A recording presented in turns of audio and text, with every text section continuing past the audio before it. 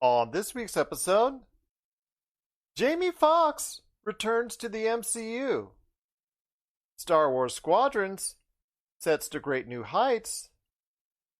And can Borat and Conan the Barbarian succeed in 2020? All this and more as we reach our next stop, the PCC Multiverse. Don't be alarmed. The quasi-shimmering light before you is a trans-dimensional gateway to other worlds, other voices, other thoughts, and other realities.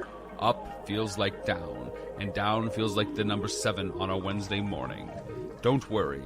That quivering, blood-boiling sensation under your eyebrows is all a part of the charm. Welcome to the PCC Multiverse. And we're back with another episode of the PCC Multiverse. This is Gerald Glassford from Pop Culture Cosmos, Game Source, The Lakers Fast Break, and Inside Sports Fantasy Football. We truly appreciate everyone out there listening to all of our great shows, and if you can, give us that 5-star review on Apple Podcasts. Plus, if you can like, support, subscribe, follow, throw out those Facebook gaming stars, or do whatever you can to support us here at the Pop Culture Cosmos, Inside Sports Fantasy Football, The Lakers Fast Break, and Game Source, it is truly appreciated.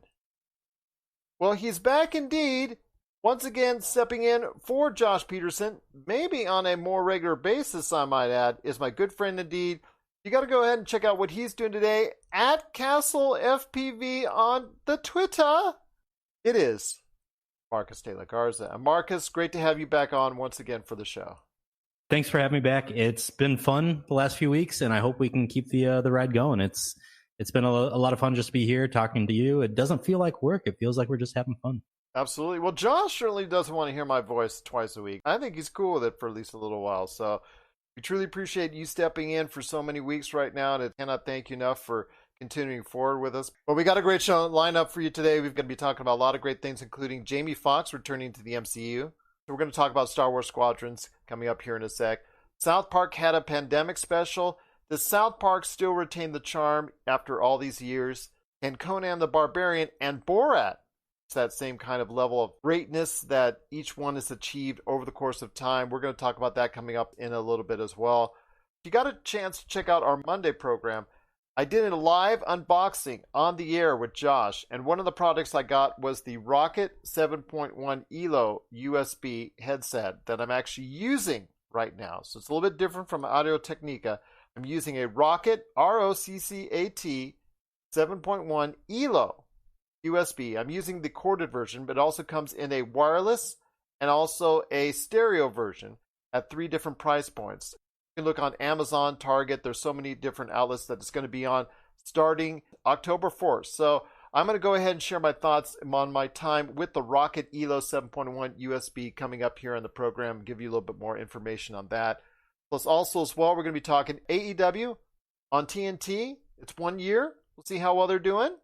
Plus also as well, with Call of Duty, they released a trailer for their zombies because zombies are coming back to Call of Duty in this year's rendition of Call of Duty Cold War. So we're going to talk about that on the show as well. And then also, I have a great interview, Console Wars. Marcus and I spoke so highly of it on last week's program in regards to Console Wars, which is available as a documentary. Just really, really good thing you got to go out of your way to see. That's on and available at CBS All-Access. I got a chance to sit down with the directors of Console Wars, Jonah Tulis and Blake J. Harris. I got a chance to speak to them earlier this week, and I'm going to pop that interview on this show as well. But first, my friend, I want to talk to you real quick from Hollywood Reporter.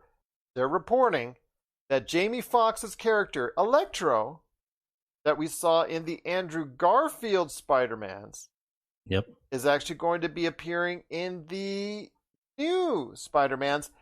I'm very excited about this one. It's going to be fun to see him reprise the role, and it's interesting to see what they're doing here. You know, they're losing some big name stars at the end of the Last Avengers for the cinematic universe moving forward, and so it's kind of nice to see that we're reloading the stables here, and you're going out to get somebody that is generally universally loved in Jamie Foxx. You don't really find a lot of people that don't like him. Great actor, truly great actor. Great actor, just great all-around talent at the end of the day. Tremendous singer as well, you're right. Yeah, great all-around talent. So I'll be very excited to see what he brings to the next movie. And I'm pretty excited to see how he integrates into the storyline here moving forward for the long term for the cinematic universe. I am as well. It's going to be interesting what kind of new twist they can put on the Electro character, because his character in that movie, I don't know if it was greatly rewarded or was greatly applauded. I mean, obviously he's a tremendous actor, like we said, but I know that movie itself, Sony liked it so much, they rebooted the franchise. So that tells you anybody associated with it, I thought, well, maybe they would not be well thought of in the realm of Sony. But obviously Jamie Foxx is so well thought of within the confines of Marvel, the MCU, and especially Sony, that he will be most likely appearing at some point within the realm of the newest Spider-Man, which is going to be the third version of the Spider-Man, the third rendition of the Spider-Man, whenever that hits theaters, I think late next year, if I'm not mistaken. So that tells me right there that is going to be of some interest as far as his character, not just being a one-and-done villain, and there you go. You know, we're looking at a December 2021 timeline for this release. As of now. And I got to say, as of now. And I know I made that promise a couple weeks ago about not talking about timelines anymore, and then we violated that promise anyways last week. But I'm going to go ahead and talk about timelines one more time and just say that. You can always talk about it, because right now you're going to have to continue it. But yeah, I'm just going to go ahead and say that as long as we can stay on timeline here, let's be honest with ourselves. That's a very lofty goal here, December 17th, 2021 right now. Absolutely. Anything relating to that is definitely going to be something that we have to be wary of as far as the timeline is concerned. But having Jamie Foxx returning the Electro character, having him come back for Spider-Man 3 with Tom Holland is going to be very interesting, how they work in that character moving forward. And then if it was clearly worded in this Hollywood Reporter article that was exclusive to them, and give them props for getting it, that the MCU is going to be involved somehow as far as his involvement somewhere in the timeline of the MCU. I'm very curious to see where that falls and how that falls for his future in the Marvel Cinematic Universe. What are your thoughts on Jamie Foxx returning to Marvel, Spider-Man, and possibly even the MCU? Share us your thoughts, popculturecosmos@yahoo.com. Also got a lot of things to talk about here. Again, we've got another great interview with Jonah Tulis and Blake J. Harris from Console Wars, the documentary that's now available on CBS All-Access, coming up in a bit for everyone out there listening on radio and also every podcast outlet. But first, I want to talk this weekend, my friend, Star Wars Squadrons. It's hitting, you can say it's still hitting store shelves, but for most people out there in the middle of a pandemic, they're still going to be buying it digitally, because digitally is becoming more and more a reality as far as the way people are buying their games. That is hitting digitally and also retail store shelves this weekend. Price point is not too bad, $39.99. That's really something that surprised a lot of people. Early reviews for the single player adventure have come out, and they are pretty good, pretty strong. A lot of 7s, 8s, and even a 9 here and there. Very impressed by it as far as the reviews and things of that nature, but I want to hear your thoughts. To me, the multiplayer experience is obviously what's going to sell this game, because no matter how good this narrative is, it's going to be something that can't be very long for a $40 game. It's maybe about 6-8 hours, something like that, I think is what most people are saying it's going to be roughly in. But still, it's still worth your time. But I want to hear your thoughts on the future for Star Wars Squadrons. You could keep putting DLC on this, keep putting DLC. They're supposedly minimizing the amount of transactions because the heat they got for Star Wars Battlefront and all that mess, which we saw come up again earlier this week for FIFA in their advertising on a kids magazine. I thought was really way to go. But I want to hear your thoughts on Star Wars Squadrons. Is it something you're excited to play starting this weekend? I'm going to go ahead and say this right now. I just canceled my PlayStation Plus membership a couple weeks ago just because I was getting ready to anticipate the release of the PS5. And I just wanted that kind of just delay. I didn't really need to pay for it right now. I've got 2 or 3 months off before I buy my next console. But that's about to change. My wife is going out of town this weekend. And at $40, why would I not buy this game and play it for 3 days straight? It's going to be fun. I do want to give a shout out to Charlie Hall over at Polygon. Did a great review on it, really in depth. But he talks about how he spent 3 days in the cockpit and he just got lost. And watching the reveal trailers for the multiplayer stuff, I got lost in it. There's a lot of customization you can do on the fighter itself for your player, a lot of customization all around. This is going to be a really, really great game for $40. And I can't believe that's the starting point that it's coming out at. I almost feel like there should be a catch. I almost feel like there should be something like EA, because this is EA. Gonna say, right. Yeah, and EA has such an outstanding, sterling reputation, and I'm being so sarcastic when I say that, being voted once, twice, or I think maybe even 3 times the worst company in America, and the Star Wars Battlefront microtransaction issue, or almost a version of video game gambling with the loot boxes. With FIFA, they're trying to do it now with the packs and all that. But I want to hear your thoughts as far as this game. To me, I cannot believe you're getting something out of this good. Coming off of Star Wars Fallen Order and how well that game was perceived, this seems to be like on the surface. We'll see how sales are going to end up this Christmas. On the surface, this seems like the second win in a row for Star Wars for EA. Anybody who buys it and plays it this weekend, please let us know. The fleet battles that you get into in the multiplayer online modes are supposed to be epic, and it's only 5v5, so it's 10 players total on the fleet battles. But you're being hit with constant actions to be doing, objectives to hit, and it sounds like this is going to be the mainstay for the entire. And not even sounds like, it was in the trailers. I mean, it's been everywhere that this is going to be the mainstay for this entire game. So I'm very much looking forward to it. If I do get it this week, and I'll be tweeting my experience. So make sure you follow me on Twitter at CastleFPB, KASTLE FPB. But yes, it is Star Wars Squadrons. It is coming out this weekend, available on all the major formats, including PC, PlayStation 4, and Xbox One. So a lot of people are very excited for that.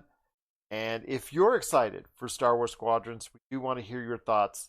PopCultureCosmos@yahoo.com. Hey, this is Chad from Ghost Toasters, and you're listening to Pop Culture Cosmos Podcast.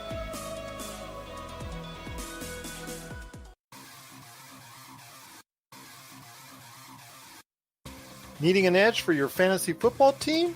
Listen to the guys at Inside Sports Fantasy Football for insight that will help you reach your league championship. That's Inside Sports Fantasy Football. Check it out today on your favorite podcast outlet. Well, there's still a lot more to talk about on today's program before we even get to a really great interview that I did earlier this week with Jonah Tulis and Blake J. Harris of Console Wars. South Park had a pandemic special. Got a lot of advertising, got a lot of promotion. You know, South Park just doing what it can to shock and awe, even after so many years doing this for Trey Parker and Matt Stone. I mean, it's something that I was really into South Park for so many years. I understand that they came back and they tried to go ahead and go out of the way to offend everybody right now at this point in time. And that's up to them. That's all political and all things like that. But of course, they're going to go ahead and touch on this issue because they love touching upon current issues. That's why the show still is so popular. I really was into it for the 90s, and then life got in the way or things like nature. It's really been hard for me to get back into it.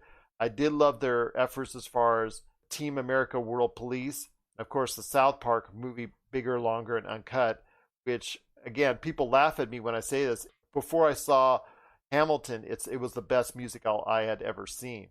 Because you have to treat it as a musical. See, you laugh at me when I say that. Yeah, no, I'm laughing because it's true. It's true because people laughed at it, but then they realized that they watch it and they saw it, and it's like, you're right, Gerald. They went into it as a serious musical with a whole bunch of not so serious jokes that they throw in there from not so serious characters. But they went into it and they treated it as it's just okay. Getting off topic here, but yeah, if you get a chance, watch South Park. Bigger, Longer, and Uncut, you'll realize that it's a truly outstanding musical. But getting back to the show itself, do you still find it as irreverent and fresh as many people have for so many years? I mean, does it still have that South Park magic? To me, it does, but it's been modified throughout the years. And I think you said it best. They've shifted the way they built the episodes throughout the years. It's still rapidly built. It's still rapidly animated. It's still that classic South Park. But it feels like a few years ago they just decided we're done. We're just going to offend as many people as we can. That's it, end all be all. And so just watching the pandemic special last night, you could see it on display there. They went after the anti-maskers. They went after the people that are pro-mask, that are too overly pro-mask, which I don't think that is actually a thing. But nobody was safe last night, per usual. And I actually really, really, really, really, really enjoyed it. Very true to life right now. It feels like a lot of the things that we're seeing in real life, they just parroted and took to the extreme like they normally do. But a couple of the things that really, really stuck out to me, chin diapers. They mass shamed everybody in that special yesterday. And I don't know if you watched it at all, Gerald, did you? Yes, I did. So. Oh God, the chin diapers, the mass shaming they did, the Mickey Mouse appearance again. I wasn't expecting that one. They go after Disney with a vengeance on that show. Oh my God, they went after Mulan even in their discussions. It's outstanding. I thought that was probably the most accurate, fantastical retelling of what we've been going through. If you can have an accurate, fantastical retelling, that is. But it still has that charm. It still has that relevance. It still has that interest. It does for me. It does for me. I did watch the early seasons, and I did take a break from South Park for a while, but I came back in 2014, 2015-ish, and I've been hooked ever since. It feels like the crassness has been ratcheted up a little bit, not a little bit, a lot bit, and we're finally at a point with society that we can deal with that. Absolutely. So I agree with you. It still has that irreverence. I don't pop in every week anymore. I pop in on major things. I think a lot of people do this because we have a series that's run so long. A lot of people just don't have the time to pop in every week. So they pop in for the major stuff like what happened with heavily promoted pandemic specials. So we'll see where the series can go from here because they base everything off of the real life events that what happens in our world. So as long as real life comes into play and still is as crazy as ever, then you will continue to see South Park as crazy as ever and still be relevant and still get the ratings that they do and still be something that Comedy Central can actually use as a foundation, still continuing going forward. What are your thoughts out there on the South Park pandemic special? We want to hear your thoughts. Was it too crazy for you? Did they go over the line? If they haven't yet for you, then you've got no line to cross. But they usually try to go out of their way to offend someone. But I want to hear your thoughts on South Park. Did you enjoy it? Share us your thoughts. popculturecosmos@yahoo.com. But speaking of stuff that has been around a while, that's trying to reach out to a 2020 generation, we just saw the trailer for Borat. New Borat, which is called, I love how Borat has always these, the titles are just so out there. I mean, obviously we saw the Borat, the one that had the extra long title, but this one, still offbeat. Borat Subsequent Movie Film is the title of the newest Borat film, the sequel. I think 14 years later, as he says in the trailer, and it is coming just before election time. Fancy that, to Amazon Prime. I believe it's coming to Amazon Prime later this month. So the first trailer came out for it this week. In fact, I want to ask you this, my friend. Can Borat, a sequel, because Sacha Baron Cohen, and one of these days I think he's going to be the next comedic actor to really hit on a serious role, but I think he will at some point in time get one of those roles. Like we saw Adam Sandler last year. Right. Yeah, so I think he's the next big major comedian to have a role like that, or a serious role where he can score. But getting back to what he does right now and what he does best, do you think Borat will actually strike twice? We briefly touched on this before the show started, and I do want to say that I hope it does, but sequels generally have a pretty steep uphill battle. I don't know if this one's going to be any different than any other sequel. I hope it is. Just looking at the trailer and kind of reading through some of the stuff on it, they received a little bit of assistance from Universal in the filming of this. It wasn't really called out. It was a Hollywood Reporter article. It wasn't called out if that was financial assistance, production assistance, whatever it was. Universal had a little bit of a hand in it, but at the end of the day, Sacha Baron Cohen still owns the entire rights to this entire film. And so ending up at Amazon, I think that's going to be one of the best things they could have done. That's where they're going to make the most money at right now. Or either that or Netflix, because they've been announcing what the ratings are for the past couple months. Nielsen's been trying to get a little bit better beat on it, and Netflix has dominated the streaming ratings. But with The Boys, Amazon has finally struck gold with something that has garnered them huge ratings. I expect the Lord of the Rings series, once that hit, that will also get huge ratings. So will Borat be that type of windfall for them as well? I think it can, especially around the time it's being released just before the election later this month. And I think the timing is very on point. I think it was intentional. And I'm looking forward to seeing what Borat 2, called, again, Borat subsequent movie film, will do for audiences going forward. No, I was just going to say it's a super long title. It's Borat subsequent movie film, delivery of a prodigious bribe to American regime to make benefit once glorious nation of Kazakhstan. I wasn't going to go ahead in this one, so it's actually a longer movie title than the first one, if you read the whole first movie's title out. So it's a humdinger. I mean, that's a joke in and of itself right there for you. It is. So even if you can't laugh at the movie, you can at least laugh at the extra long titles that he puts each and every time out. So it is Sacha Baron Cohen reviving the Borat character one more time.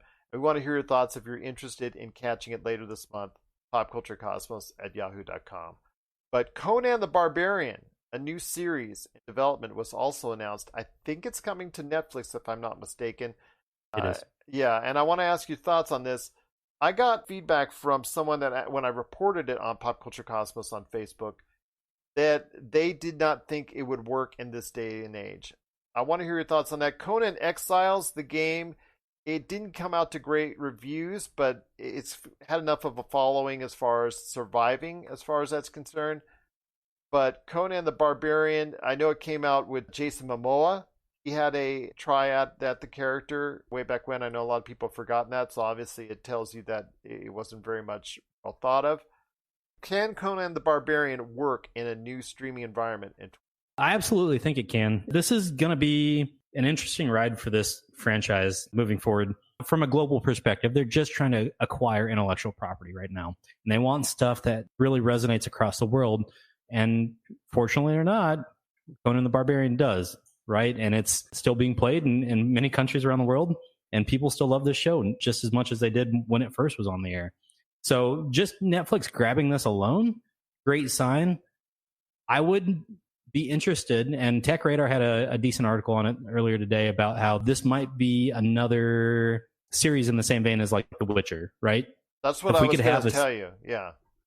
Yeah, I mean, if we can have something in that same vein, absolutely. This is going to be a successful series. If you have anything other than that, I think this is going to struggle to either resonate with current viewers or just grab anybody. This is going to be a hit or miss, and I think as long as they continue on the same path that they've already announced, we're good. I mean, because we have no showrunner, we've got no writer. It's rumored we've got no cast, but I'm sure we at least have one person that started talking to in this process. So this is going to be a fun one. It's really going to be a hit or miss, though. I can't tell you right off the bat whether or not it's going to be successful in today's environment. I hope it is, but only time will tell. Only time will tell, indeed, because Jason Momoa, before he reached the stardom that he has with Aquaman, he tried the role and it didn't quite work out. But we saw it be a huge success for Arnold Schwarzenegger. We'll see what happens. Like you said, it's got to have that charismatic actor in that lead role. Yeah. See what's going to happen going forward for that to be any type of success. We've seen, like you said, something similar in The Witcher, which has done so well for Henry Cavill in his role playing The Witcher. And now, obviously, that's been big for Netflix. They're already talking about a spin-off that they're doing and things of that nature. So I'm interested to see where Netflix is going to go with Conan the Barbarian and where Amazon is going to succeed or not succeed with the latest Borat. I have a feeling Borat of the two is the safer bet, simply because of the fact that you're going to see a ton of advertising on that just before the election, because it comes out just before the election right here in the United States. So I'm interested to see how this lines up, but I'd say of the two, I'm betting more on Borat. The only reason I'm going to hang my hat on Conan right now is the hope that if it does succeed, we're going to see a lot of spinoffs for that entire franchise. You'll see some of the older movies come back, whether in TV show form or just a total remake. Absolutely. So we'll definitely see what happens when it comes to what we're checking out down the road with Borat coming up later this month, the sequel, And you can go ahead and read the long title if you want to. I'm just going to call it Borat Subsequent Movie Film, sequel to Borat. You can read that long title if you want on your own. And then also a new Conan the Barbarian is in development at Netflix. So we want to hear your thoughts if you're excited for one or the other. But definitely want to hear your thoughts if both will succeed, both will not, or if one or the other will go ahead and have their way with audiences. Here's your thoughts, popculturecosmos@yahoo.com. AEW, All Elite Wrestling, they've been on TNT for a year. They had an anniversary recently. It hasn't certainly been a failure because on Wednesday nights, competing against the WWE's NXT, they've gone ahead of NXT virtually every week. Right now, they're averaging anywhere between 850,000 and 1 million viewers. This down from the premiere 1 year ago, because that, I think, earned 1.4 million, right in and around there, if I remember correctly. 850,000 to 1 million viewers is a really good number right now, considering the competition that they go against on Wednesday nights. In fact, splitting the audience for pro wrestling fans because you have NXT on that same night at the same time, just like the old days, Raw and Nitro. So I want to hear your thoughts on AEW 1 year later. Has it been a success? TNT certainly thinks so because they've signed them to a contract for 3 years. So at least it's got 3 years to go ahead and prove themselves.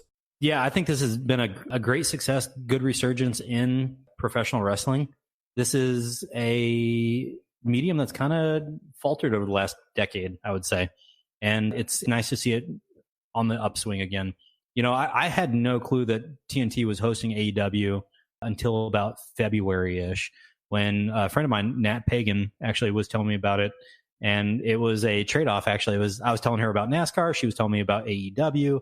And from there, I've started to follow along. And so anytime they have a big event, I'm not watching it live, but I'll go back and take a look and watch the highlights from their events now. It's got me to the point now I'm ready to start tuning in weekly.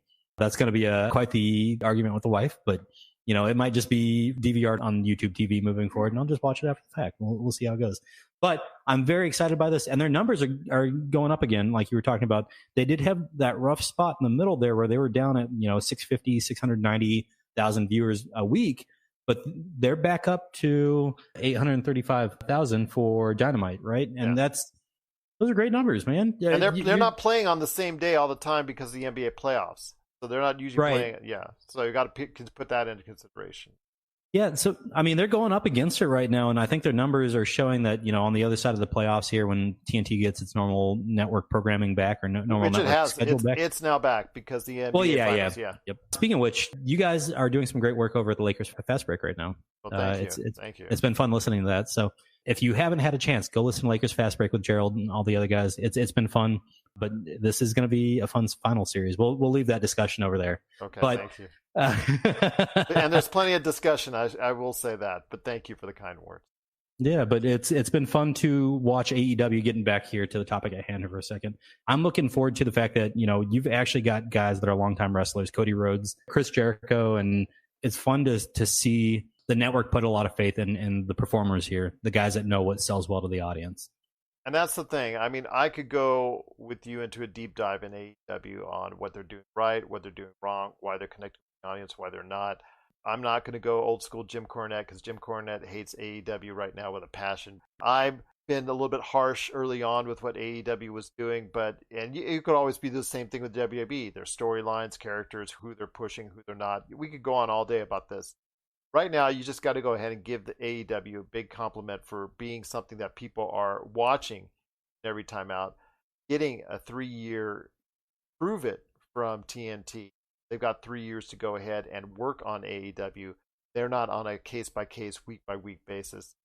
The fact that TNT is going out of the way, they're promoting them because we saw liberally just a lot of advertisements from TNT with AEW all over it. And it shows you the confidence they have for the network going forward. What are your thoughts out there on AEW on TNT 1 year later? Share us your thoughts. PopCultureCosmos@yahoo.com.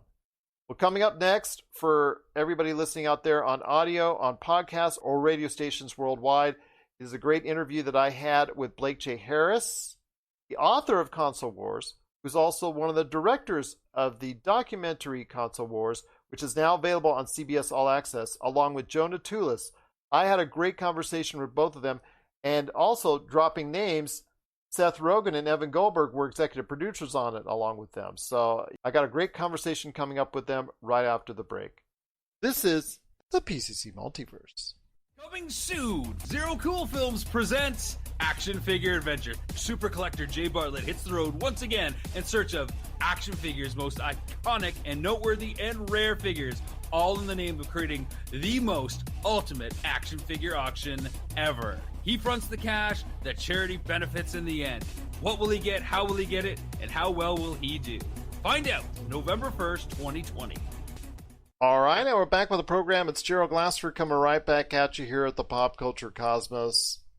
I'm so excited because I get to go ahead and relive some of my early adulthood. I know when anybody talks to these guys, it's like, oh yeah, I get to relive my childhood. But with me, it's, since I'm old, early adulthood. But still, it was a fun time in the early 90s with the battle going on between Nintendo and Sega. And it is all documented and detailed. First off, the amazing book that came out, Console Wars. And if you haven't read the book yet, I highly suggest it. It's Console Wars, Sega, Nintendo, and the Battle That Defined a Generation. Written by Blake J. Harris. It's available today on various formats, including Amazon, that you're seeing right there on Facebook Live also as well. It's available at Barnes & Noble. You can get it today. It's really a great read. The forewords there by Seth Rogen and Evan Goldberg. And you know what? They liked it so much, they helped these guys out as far as making a documentary that's now available on CBS All-Access. And I highly, highly suggest that you go ahead and check it out today. I saw it last week. Marcus de la Garza saw it last week. We were both extremely impressed with it. I highly recommend it. It is Console Wars on CBS All-Access. And I have the directors and also the author of Console Wars. That's Blake Harris. And, of course, his fellow director on the project, Jonah Tulis. And, guys, it's great to have you on the program. Thank you for having us. Well, thank you so much. Blake, I want to start with you because, obviously, this emanates from the outstanding book and the reception that it got over the years.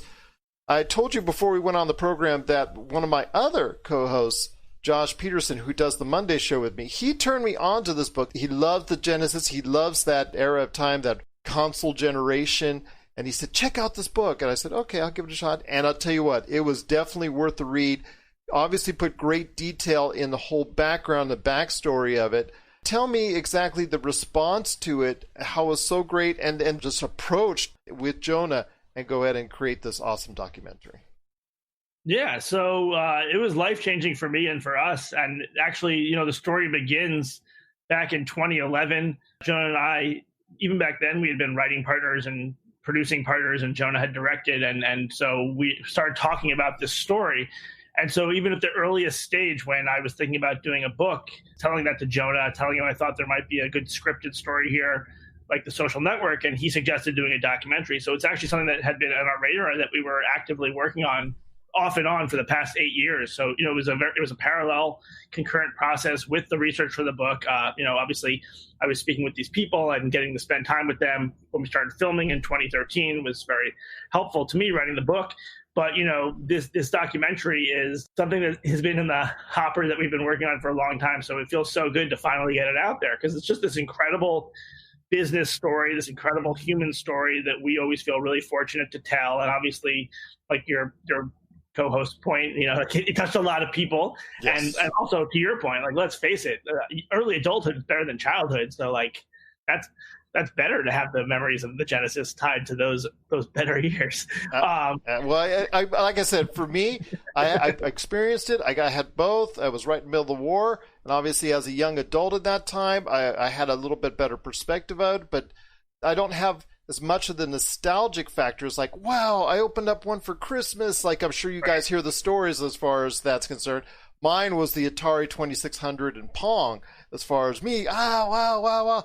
By then, I was like, okay, these are the latest systems. They're both working against each other. You know, I didn't have to go ahead and take a side. I wanted to go ahead and get both. But, you know, I mean, it just really the response during that time, and you saw and you guys outlined the great battle between those two. Jonah, I want to ask you this. When you go ahead and you mapped everything out with Blake from book to documentary, How did you go ahead and storyboard? Because obviously you can't put everything that was detailed in that book within the framework of, what was it, 90 minutes? 90 minutes, yeah. Yeah, so you can't frame everything in it, but you have to give a nice outline so you can have the audience recognize, hey, this is something that was very important to pop culture. Well, the first thing we did, sort of Blake, when we first started this project, Blake, had started reaching out to a couple people and more people and more people, and eventually interviewed over 200 people. And through those interviews, we kind of figured out who were the sort of dozen or so key players who could tell this story best, who are going to be the most dynamic, and of course the people who were in the most powerful positions at the time. So once we kind of isolated those people and we're like, these are the people we feel like should tell the story. And again, we ended up having to cut some because there was even too many. We wanted to make sure every single character kind of really had a place in this, and it wasn't just like a one-off line. And, we didn't have a narrator. These were the characters telling their own story, no outsiders or no experts. And I think we went deep into characters and we kind of figured out, okay, what are the key points that we want to get across, and what are the things, because certain things represent other things. There's the launch of Sonic 2 is representative of a lot of the kind of launch we were doing. If we did too many of those, we would have lost some of the heart of a movie, because that would take 6 or 8 or 10 or 12 hours if we hit Rock the Rock and Sega's Groundhog's Day. So we really had to pare it down as best we could and sort of make sure that we focused on the core fight between Sega and Nintendo, and then of course Sega versus Sega of Japan. Absolutely. And again, it outlines it in such great detail in the movie, but it even does an even better job in the book, because it also talks about, at the very end you guys had, and I'll give away a little bit of spoilers here because it's actually just history. It's a history lesson per se about Sony's nonfiction. It all happened in real life. It all happened. Absolutely. The crazy things that went on, the battles, the infighting, the Japan versus the United States when it comes to Sega, obviously the bad blood between Nintendo and Sega, Tom Kalinske pulling out his hair probably before your very eyes during that course of time because, all the things that went on that he tried to go ahead and push. And I'll talk to you about Tom Kalinske in a sec, because obviously everything seems to center around him for obvious reasons. But I want to ask you this. Sony is on the back end of this, almost like an observer going on that wanted to get their piece of the pie. So them coming in at the very end of this is also very influential as well, because it led to the PlayStation, correct? Yeah, directly led to the PlayStation. One of the interesting things, like to your point, they were almost like an impartial observer, or more of an objective observer, because during this late 80s, early 90s heyday, Sega and Nintendo were in the hardware business, but Sony purely was in the software business with Ubisoft. So they were just looking at this like, whose system should we be on? And then to see them go from that perspective based on what they learned from Sega and what they learned from Nintendo, and being spurned by Sega and being spurned from Nintendo to start their own thing, which obviously, has driven the game industry over the past 25 years, even more so than Microsoft, who entered later. Like Jonah and I always say, truth is stranger than fiction. Like if we had scripted this, no one would have believed us. The fact that Sega had the chance to potentially have both of these systems, like the PlayStation or the N64, the fact that they ended up losing those systems, the fact that they, sort of both snubbed Sony, and that was the company that defeated them. It's just very poetic and Shakespearean. It is indeed. It is. The way you described in the book and the way it actually appears in the film is, like you said, with Sony having that influence at the very end, and you saw what it led to where it is today. In fact, the Wars itself during the 90s, Jonah, was very influential in creating a lot of things we see out of the video game industry up until, in many cases, recently. Like you said, the Tuesday release, which was something that I think that it was born or the first spawned. World War, it was really started the first there. World War launch, which was followed religiously by the industry until recent times, where now it seems like they want to go ahead with a movie release for big games. They want to release it out on Fridays and things of that nature, that we're seeing now. But still, a lot of games these days release things on Tuesday, and that all emanates from that period of time. But you see a lot of the advertising, you see a lot of the things going on today with that. Tell me, when you're creating this film, the influences that you have, and you see, oh yeah, I can still see from there then what I see today. Well, from a marketing perspective, I feel like when we aren't asked too much about sort of that, I mean, their advertising was fully MTV generation, Jeff Goodby leading the pack. And that was his first national campaign. He ended up creating Got Milk down the line. This was the beginning of an advertising revolution in the same sense. And It's funny. Up until at least a few years ago, I think Jeff had come full circle, and he was working for Nintendo, funny enough, as their ad agency. I think the real thing that we always talk about is how this is the first real competition of these two companies going head to head. And what they really did was force these other companies to get better and better and better, so that the consumers were the ones who won in the end, because they were getting a better product. And we're still seeing that today with Sony and Microsoft. It's they're pushing each other to make the best things possible for their audience. Do you think they can learn any lessons from what went on in the console wars of the 90s? Because we're heading into a new console generation come November with the Xbox Series X and S, and obviously what's going on with the PlayStation 5. Well, I think it was a much different kind of console war. I think that, for Sega and Nintendo, it was like a band of misfits. And, if they didn't succeed, the company was going to go bust. Whereas you have Sony and Microsoft, who are huge corporations. And Nintendo, let's not leave them out. Oh, Nintendo, yeah. Well, it's funny. We kind of keep them in a separate bracket. We think of that. They're still doing their own thing, and they've kind of followed their path. Again, they've strayed along the way. They've done the Play It Loud campaign. They've strayed a few things along the way, but they're still focused in doing what they want to do and making the games they want, and they're still successful at it. But I do think the separate console war is really Xbox versus PlayStation. You never hear about Nintendo really in that console war, and people are so passionate about it. It's sort of Nintendo's its own thing. It's always going to be around, and it's always going to do what it does, and it does best. Always raking in that cash, I'm telling you. You hear anything success about PlayStation 4, over 100 million sold, Xbox buying Bethesda to set up this new generation, and then you hear Nintendo just breaking records all the time as far as what they're doing. Just hanging on the low, on the down low, just right there, just selling more and more. And family and the parents, they all want to buy Mario and they all want to buy Nintendo even to this day. I mean, are you surprised, Blake, at all that Nintendo has stayed to this tried and true formula of basing their entire foundation around a select few characters and obviously the games that they represent? It's definitely a unique company. I can't think of any other like it. I mean, the only parallel is Disney, but Disney encompasses so much now. Yeah. With even with the LucasArts and Marvel, and it's a big umbrella that they're all under. Had we not done this research, I would be very surprised by how Nintendo operates. But now understanding who they are and why they were that way, it makes a lot of sense that they are quality focused, product development focused company, don't care that much about the marketing, very close-lipped, very controlling, for better or for worse. And to your point, it's been working for them. And as time continues to march on, content becomes more and more of a role. The hardware becomes a little bit more commoditized. The software is the key. And that's why I think Microsoft's acquisition of Bethesda is huge. I think you're going to see a lot more stuff like that in this next generation. And as we move more towards streaming-based gaming, potentially, or cloud-based gaming. But yeah, I really tip my cap to Nintendo.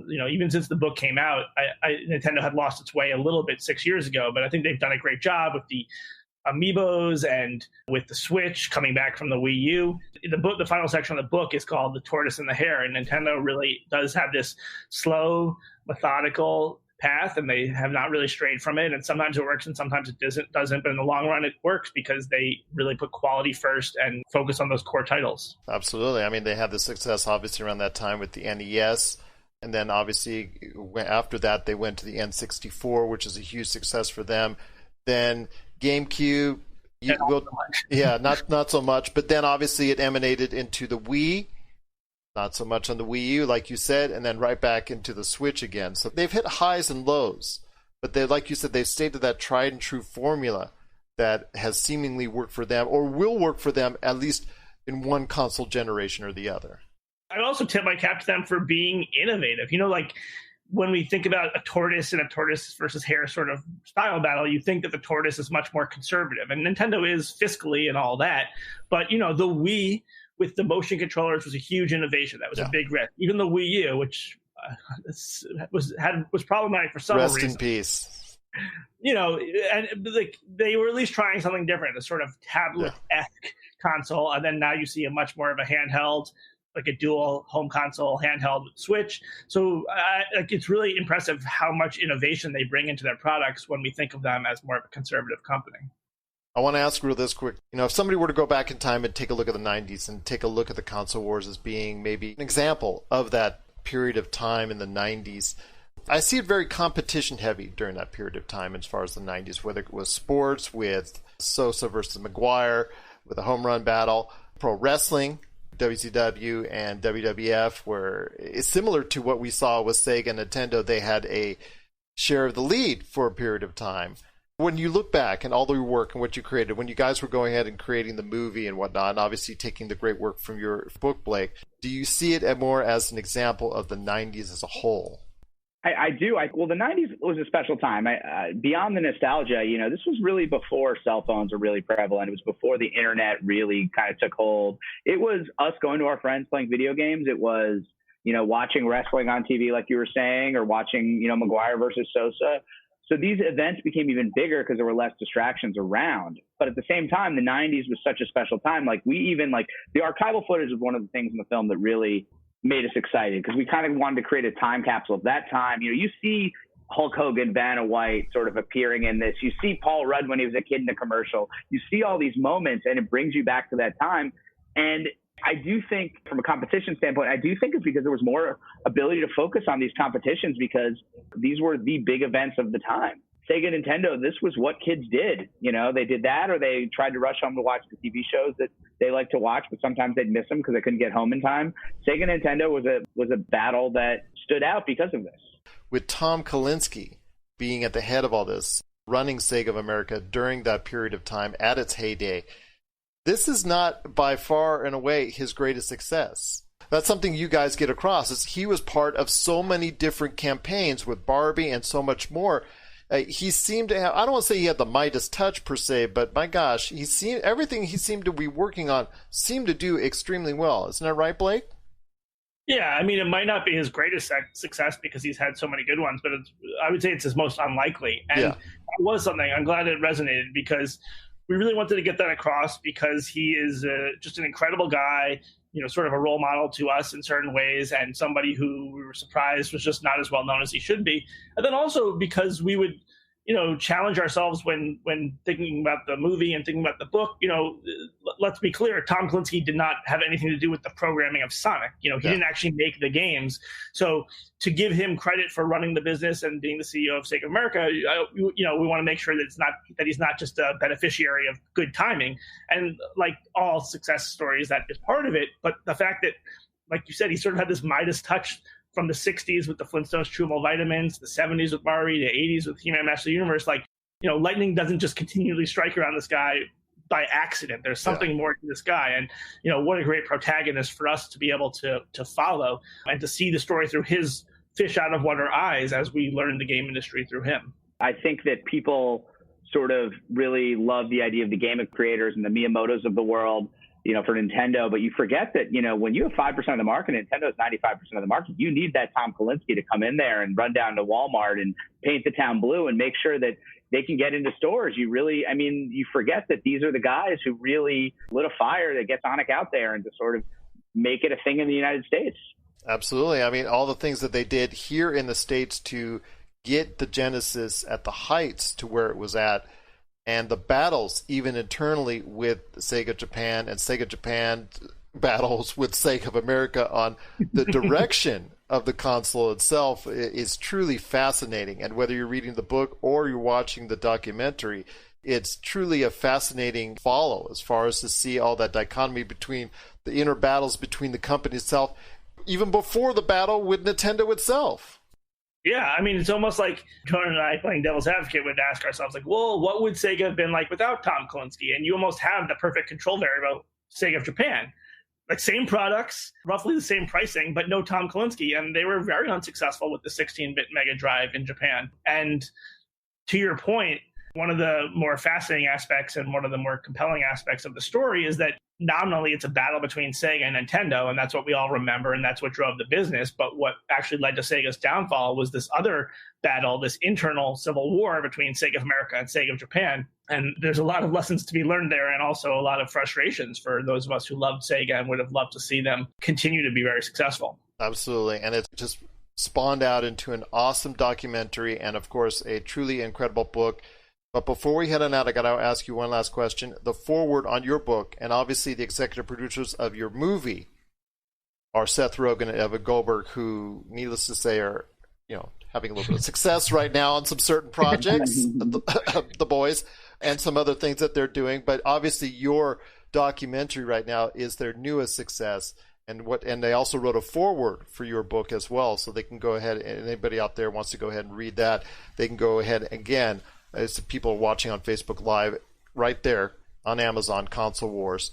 But they executive produced your movie. How big of an influence, how much assistance do they have? I mean, I worked in Hollywood briefly, so I understand as far as what executive producers do, what they don't do, how much time they spend. They usually got a lot of projects, and I know that can be a little bit daunting task for them, but how great was it to work with them, and how much assistance did they provide in both the book and the film? Up until the studio got involved, they were financing the doc out of their own pockets. They were very involved early on. They've always been incredibly supportive, and they're working with us now and turning it into a narrative television series. And it's great working with them. Point Grey and James Weaver and Josh Fagan, all really great team over there. And you've seen what they've done over the past few years. They've got at least 3 shows on air right now, which is incredible. And hopefully this will be the next one. Absolutely. I'm looking forward to it when it finally does hit as a television series.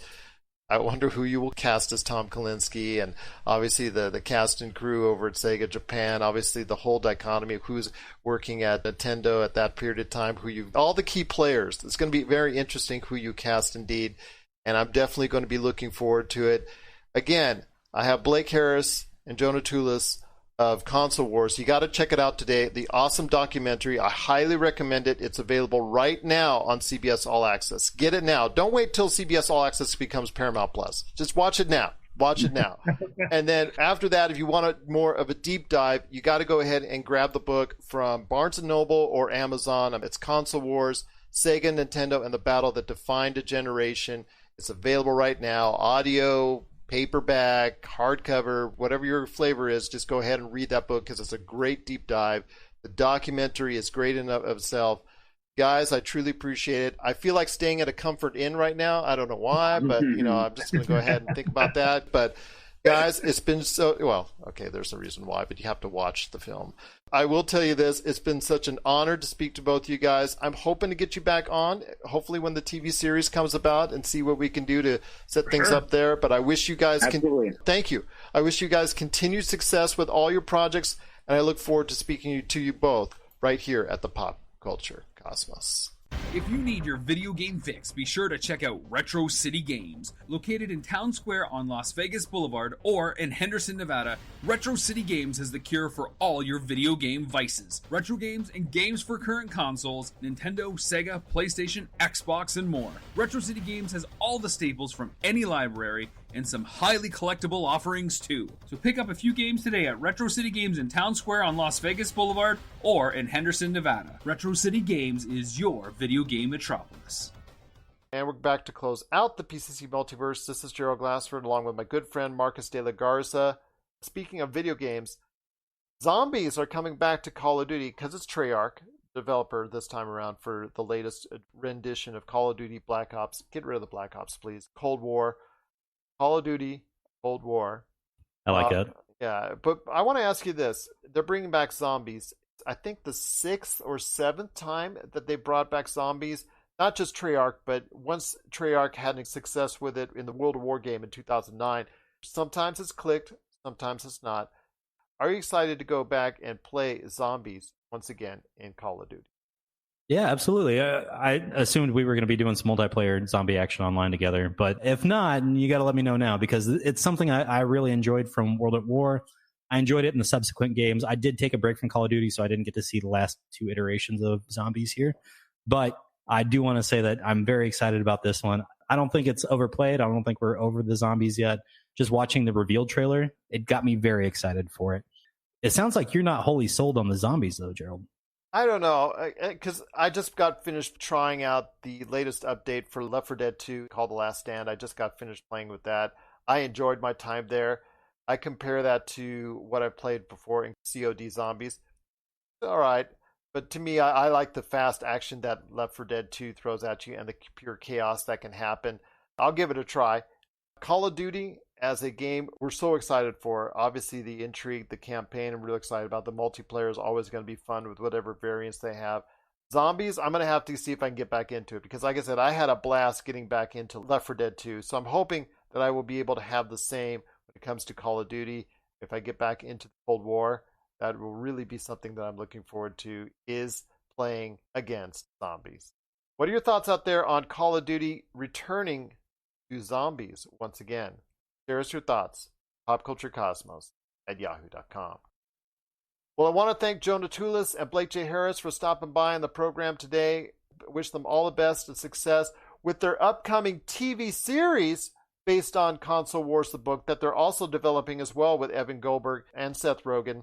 But again, if you can catch their documentary right now on CBS All-Access, or you can get Blake J. Harris's book, Console Wars, everywhere you get your books. Wish them tremendous success. So thankful for them coming on the show today. But before we head on out, my friend, how's this been sounding, my friend? My Roccat ELO 7.1 USB. I think it's been great. I made the mistake of telling you before we got on the show, I thought it was better than your other headset, which is apparently a little more expensive and has a few more features. But I do think it's been outstanding to listening to it today, and your mic quality has been on a different level this week. Let's just call it that. Listen to various things, 7.1 tests. So I've got a lot of thoughts on it. I'm going to be sharing it this weekend on popculturecosmos.com. So you want to check that review out coming up there. Right now, barring any other things that are coming out there, I am going to give this a pretty good review, especially the fact that this unit, it's a wired unit. There is a wireless unit available, but this is a wired unit. My unit that I have right now that you're watching on Facebook Live, it's, the Roccat, ROCCAT, ELO 7.1 USB surround sound RGB gaming headset. It's got the light up, different colors. You see it's going on right now on Facebook Live. The wired version is $69.99. The ELO 7.1 Air, which is the wireless version, that's at $99.99. They have a stereo version at $20 less at $49.99. It's coming out, the wired version, on the 4th. So you want to go ahead and get your pre-orders in today, or if you're listening to this on the 4th or after, go ahead and pick it up. Amazon, I've seen already listings at Target, Best Buy, all these places that you're going to go ahead and buy your gaming headsets. Been a very solid value. I've really enjoyed my time with it, and I cannot thank Roccat and Turtle Beach, the parent company, for going ahead and sending this over on the unboxing I did live. So I've had a great time to work with it, and if you get a chance, check out my full review and my full thoughts on both the pluses and if there's any minuses on the Roccat 7.1 ELO USB headset. Check it out this weekend at popculturecosmos.com. My friend, it's been a great episode. Cannot thank you enough for joining me. Among Us, you wanted to talk about before we head on out. Yeah, I just want to give a quick shout out to the game. It's blowing up worldwide right now, and it seems to be that it got popular in Korea first, and the rest of the world followed suit. It's a fun game. If you guys haven't played it yet, you got to find out who the imposter is on your crew. You're on a spaceship, you walk around, and you've got tasks to perform, and people randomly end up dead, and you've got to call some meetings and figure out who the imposter is that's walking around killing your crewmates. So if you haven't taken a stab at it yet, it's free on iOS and Android. It's $5 on Steam, and it's worth it. Way, way, way, way worth it. I'm starting to play with some friends now, and it's just a good way to have something to do. There you go. It's been a great party game. Like you said, the game came out 2 years ago, and it didn't do anything. But it took, unfortunately, a coronavirus and everybody's staying at home to find and explore new things. And one of the things that people have been exploring more and reaping the benefits of is the video game industry, which has grown by leaps and heights in this unfortunate time. And people are looking for new games to get into, or different games that were released to get into. And it looks like Among Us has been a big hit now. Finally, after 2 years of release, a lot of people are really getting into it. And if you enjoyed your time like Marcus has, please share us your thoughts on Among Us, popculturecosmos@yahoo.com. And don't forget to support the studio. If you can afford the $2 to pay for the non-ad version, support the studio. They've already announced Among Us 2, and they're going to keep the servers running for Among Us 1 until the last player stops playing. So for Marcus de la Garza, this is Gerald Glassford. It's another beautiful day in paradise right here in the PCC Multiverse. We thank you for listening. And here's hoping you have yourself a great